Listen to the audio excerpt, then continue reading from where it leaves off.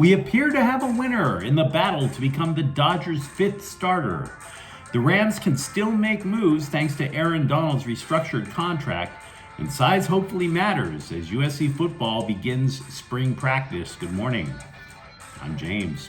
This is your daily dose of sports and snark for the greatest sports city in the world, Los Angeles.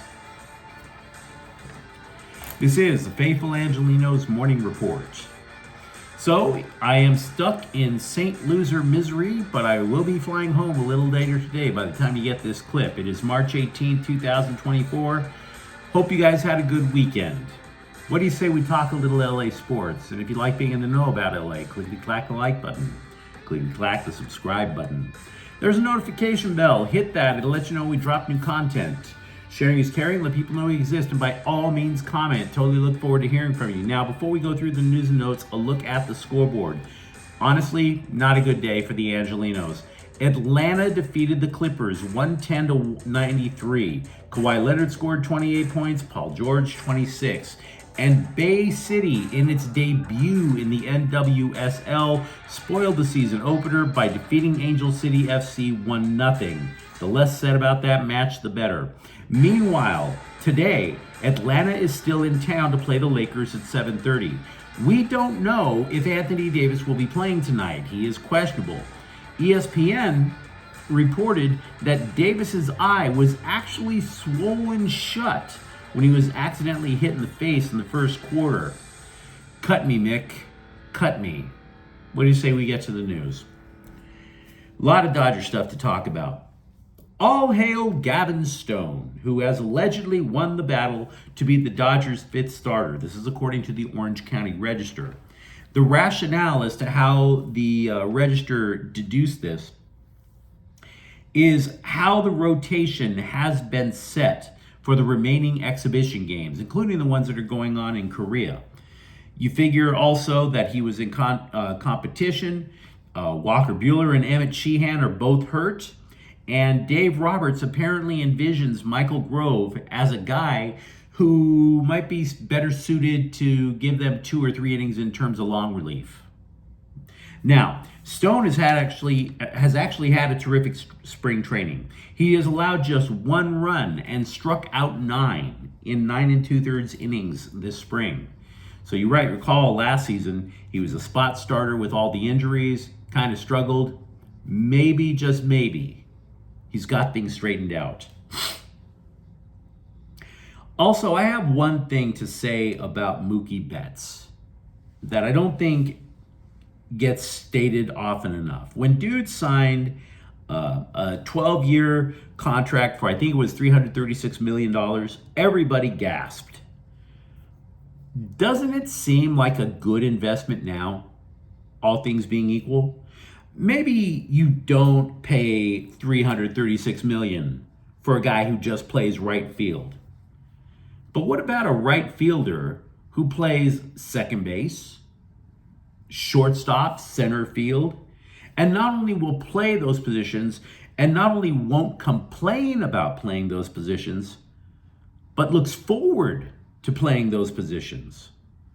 After all the caterwauling that we heard from the LA Times and from some of the other scribes, oh my God, terror on the horizon, Mookie Betts is moving to shortstop. He couldn't wait to play it. So you're talking about not only a level of skill, you're talking about versatility and fearlessness.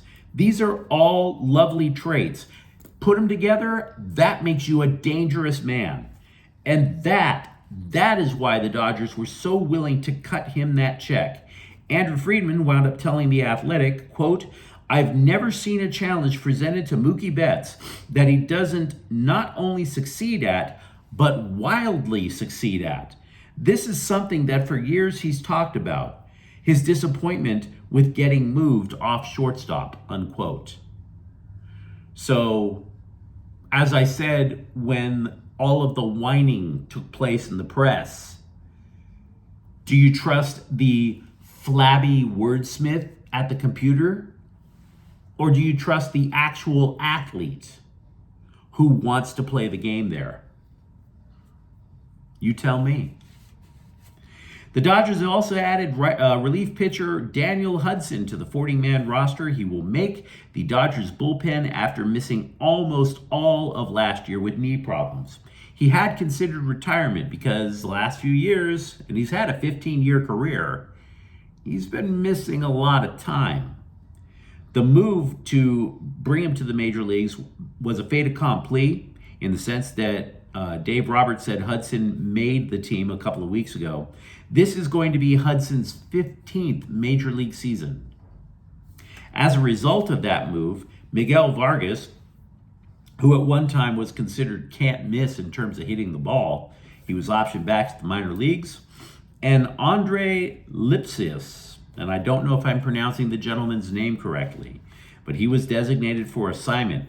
You might recall the Dodgers acquired him from Detroit about a week or so ago. If he clears waivers, you figure he's going to the minor leagues as a depth option. We have a little bit more data about Aaron Donald's contract status as a retired player.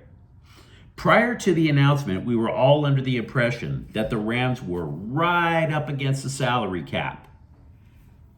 Not true. It's not true at all. Donald restructured his contract, and as a result, the Rams have more than $30 million now in cap space. This is according to Over the Cap. By the way, all of the mock draft nicks that you're seeing, ESPN's Mel Kiper and CBS is this guy and all these other dudes making these clickbait mock drafts on the internet. Nice of all of them to finally consider that the Rams might not draft a shutdown corner, which is something I've been saying for months. They don't draft shutdown corners in the first round. They never have. They'll trade first round picks for a shutdown corner, Jalen Ramsey, but they don't draft them there.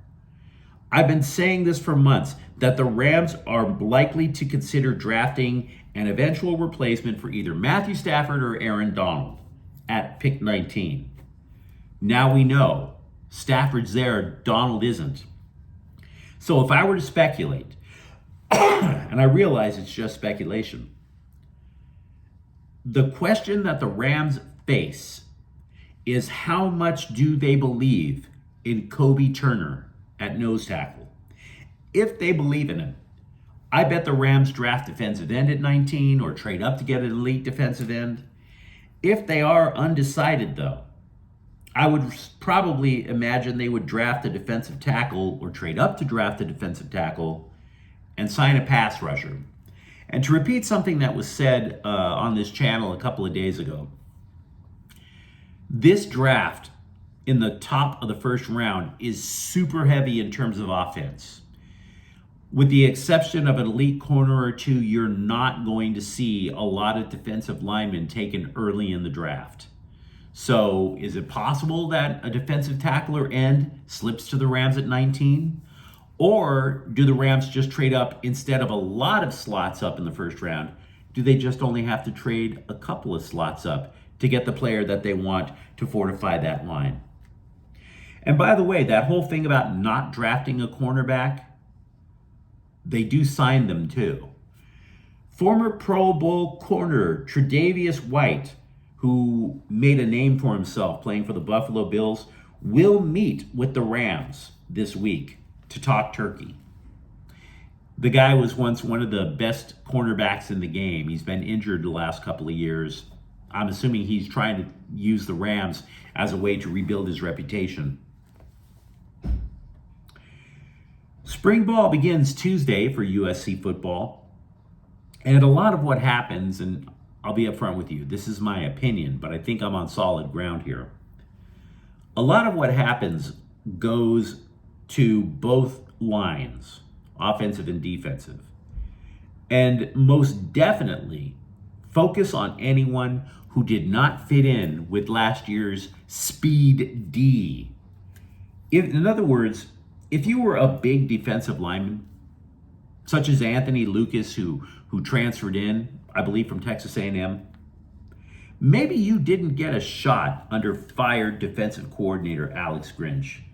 Matter of fact, I would bet a lot of money you didn't get a fair shot under Alex Grinch. Grinch wanted his linemen undersized, the idea of getting a little bit more speed instead of just lining up and punching the opponent in the mouth. New defensive coordinator DeAnton Lynn wants to move muscle around. He wants big defensive linemen. Now, it is not a prediction about Lucas all of a sudden blowing up and becoming the next great USC defensive lineman. That's not where I'm going. I'm just saying that this is a forecast of what type of player could rise during spring ball. So keep an eye on that. Not everyone believes in the new regime at UCLA football. Wide receiver Kyle Ford has entered the transfer portal, and this isn't the first time he's done that. You might recall that Kyle Ford first played for USC. 4 years with the Trojans, as a matter of fact. The dude graduated. Then he enters the transfer portal, goes over to UCLA last year, and pretty much didn't make an impact. He only caught 22 passes, with only 2 starts, by the way. I was projecting last year that because they wanted somebody from a big name program so bad at wide receiver, that yeah, Ford was going to be a starter. I was wrong.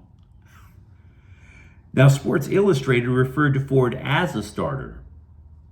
That's wrong. Ford only started 2 games.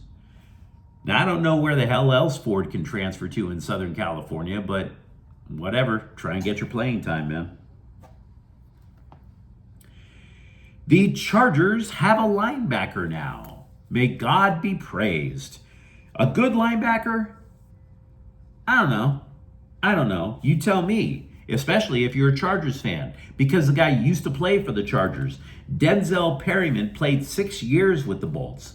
And then, of course, he leaves. He played a year with the Raiders, wound up making the Pro Bowl that year, and then also played for Houston. He's coming back.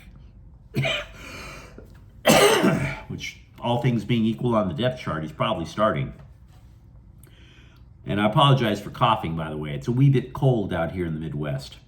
There's a story that also claims that the Chargers are interested in bringing back wide receiver Mike Williams, who they cut. Big whoop. I wouldn't put a lot of money on Williams coming back. Williams is also talking with 3 other teams.